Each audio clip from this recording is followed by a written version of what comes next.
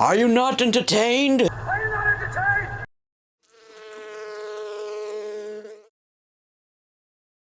Hello everybody, welcome back to another episode of Bug of the Week, and that's right, change of scenery. I'm in my bedroom back at home.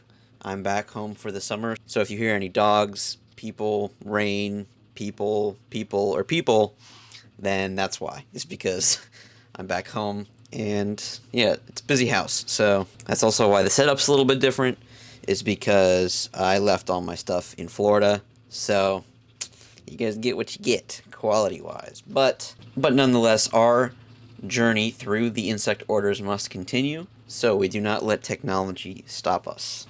Alright, before we get started, as always, if you are new here, definitely leave a like, subscribe, and comment your favorite part. There's lots of new faces. So yeah, welcome to the channel. I hope you enjoy it. And yeah, let's get right into it. 1, 2, 3, 4, 5, 6, 7, 8, 9, 16. Mantophasmatodea. Yes, that is a mouthful with 16 letters. Although this name is an absolute unit, an absolute mouthful to say, it is actually the smallest insect order, with only about 6 to 8 species, depending on who you ask. And we'll talk about that in a little bit. But, very small order, the smallest order of insects, and also the newest order of insects, which is a very big deal. So yes, this order is the newest of the insect orders, first described in the year 2002, which is extremely recently considering that the most other recent insect order was discovered back in 1914.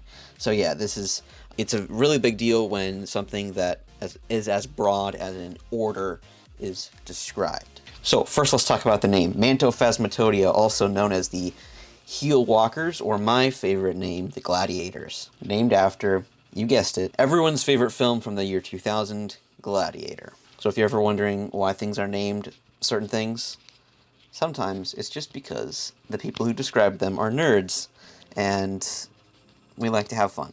So if you're a scientist and you don't name something after either yourself or your favorite early 2000s film, then are you even a scientist?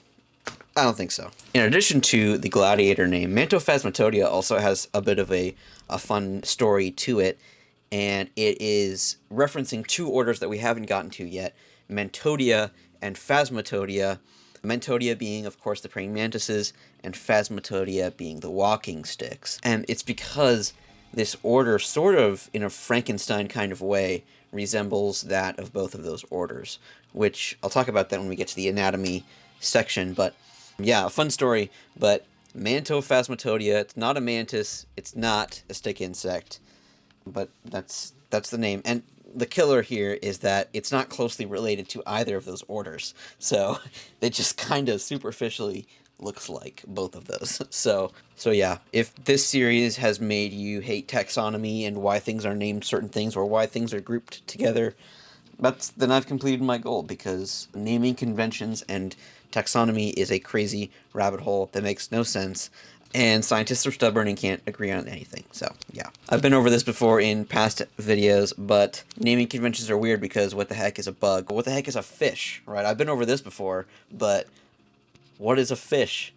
Fishes have gills, lay eggs, and live in the water, right? Wrong. Frogs do all of that. So are they fish? No, because no one can tell me what a fish is. Anyways, it gets even more complicated when you look at worms.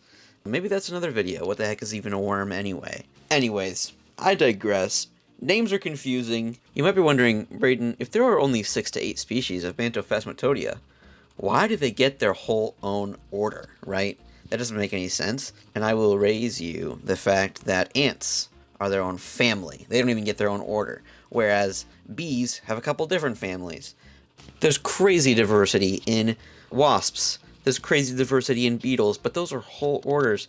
Like, why aren't they all separate families or separate orders? Like, this doesn't make any sense. And this is sort of just the way taxonomy and science works, is because it needs to fit into the existing framework that other scientists have created, and that is a very difficult thing to do. And so most of it, of course, is based off of evolutionary relatedness, and so Mantophasmatodea is its own order because it is thought that it diverged at a similar time as some of the other orders, and it's also different enough, it's diverse enough, in the past that it is its own order, even though there are many families that are way bigger than this order is. Anyway, that's a convoluted way to say that, yes, even if you might not like it, Mantophasmatodea is its own order, even though it's very, very small. So you might be wondering, well, why did it take scientists so long to describe Mantophasmatodea? Why didn't they discover it until 2002? And it's not because they didn't exist. Of course, they've existed for a very long time, but it's because they weren't quite sure where to group them. They sort of look like grasshoppers, they sort of look like praying mantises in a couple of ways, and so they weren't really sure how to categorize them. And they've had specimens of Mantophasmatodea in museum collections for decades, and they just didn't really know where to put them. And then they started noticing patterns between all of these unknown specimens, and they were like, wait, what if these are all part of this really obscure small order? Another factor explaining why these weren't described until recently is their geographical distribution is extremely limited. They can only be found in parts of Tanzania, Namibia, and South Africa. So they're extremely limited. That's the only area in the world that you can find them. But another really interesting thing about the Mantophasmatodea is that they are something that we call a relict group. That means that even though this distribution is extremely small today, it's thought that they were much more diverse in the recent past because they've found fossils of Mantophasmatodians all over the world, up in China, even over to the Western Hemisphere.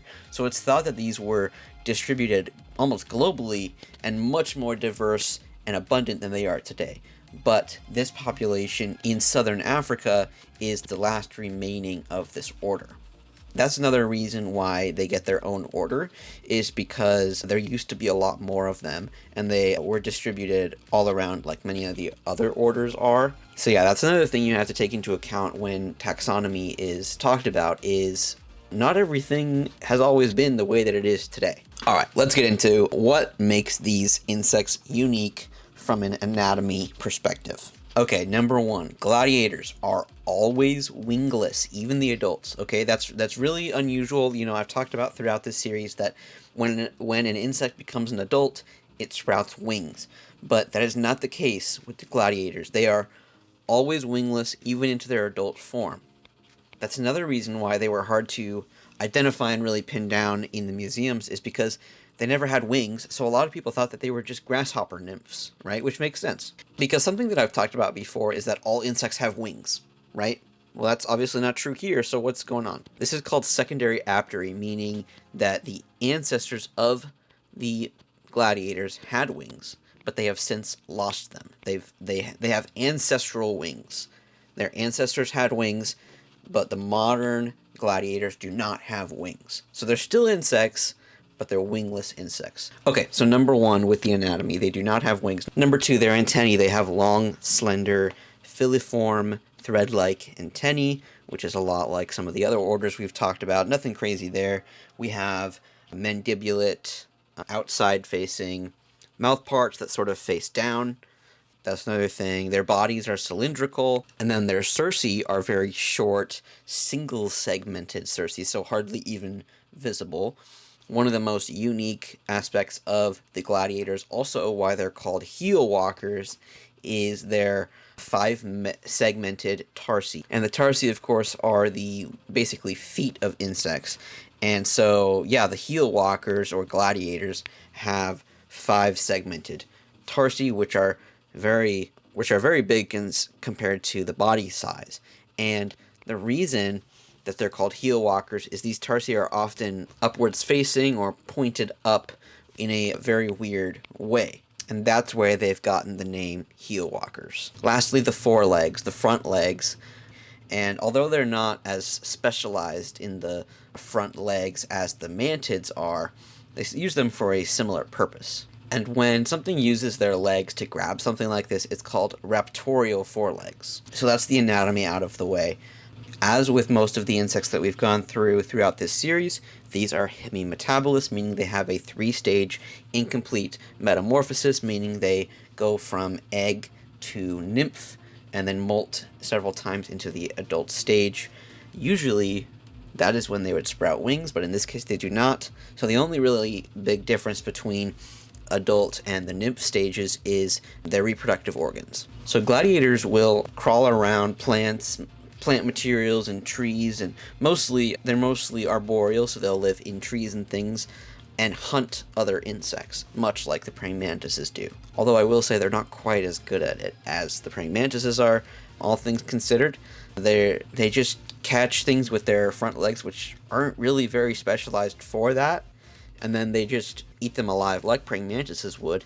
No venom, no stinger, nothing like that. So they're not particularly good at this, and of course that could be a factor contributing to their decline on the earth, is they're just kind of outcompeted by some of the other predatory insects. And remember when I said there was 6 to 8 species? Well, yeah, those last 2 species aren't even extant today. They've just been found in Baltic amber, so fossils of them. So I don't know if you really count that, but yeah, 6 to 8 species depending on who you ask. And there's not much diversity. They're kind of brown, sometimes green, sometimes kind of a gray color. Because, yeah, there's just not very many species of them, and they're extremely, extremely rare. So this is actually one of the few orders that I've never seen, not even in a museum, because they're just extremely rare. So if you've ever had the pleasure of seeing one in real life, you are one of the few, because they're extremely rare, even in museums.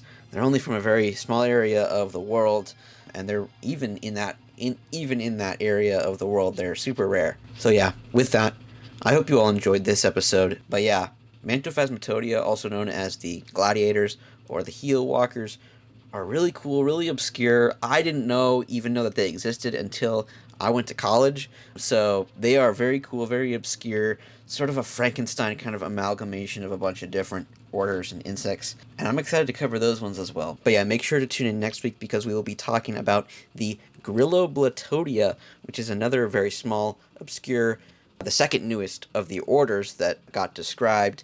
Very, very cool, and the closest living relative to the Mantophasmatodea. So definitely make sure to hit the subscribe button so you don't miss that one. Leave a comment if I missed anything about the Mantophasmatodea, or maybe if you've even had an experience with these guys before. Definitely leave a comment down below. That would be really cool to hear about. But with that, I will see you all next week. But until then, keep on bugging. See ya.